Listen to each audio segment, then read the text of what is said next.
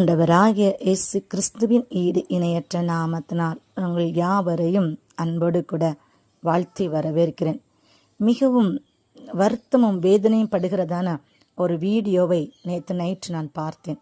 அந்த வீடியோவில் பரிசுத்த வேதாகமத்தை கிழித்து அந்த வேதத்திலே பட்டாசு செய்து அந்த பட்டாசை கொளுத்தி கர்த்தருடைய வேத வார்த்தைகள் குப்பை போல கிடக்கிறதை பார்க்கும்போது என் உள்ளம் மிகவும் வேதனைப்பட்டது.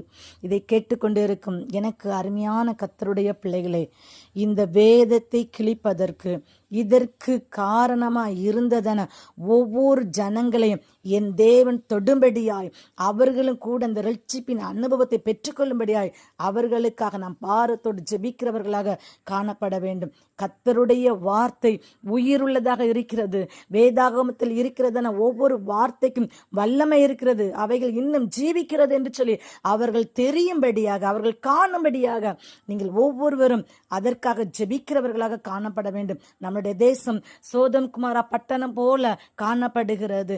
இந்த அருவருப்புகள் இப்படிப்பட்ட துணிகரமான செயல்களை செய்து கொண்டிருக்கிறதென ஒவ்வொரு ஜனங்களும் ரட்சிப்பின் அனுபவத்தை பெற்றுக்கொள்ளும்படியாக அவர்களுக்காக நம்முடைய தேசத்திற்காக பாரத்தோடு நாம் ஜெபிப்போம். நிச்சயமாய் நம்முடைய தேசத்துக்குள்ள ஒரு பெரிய மாறுதல்களை நாம் காண்போம்.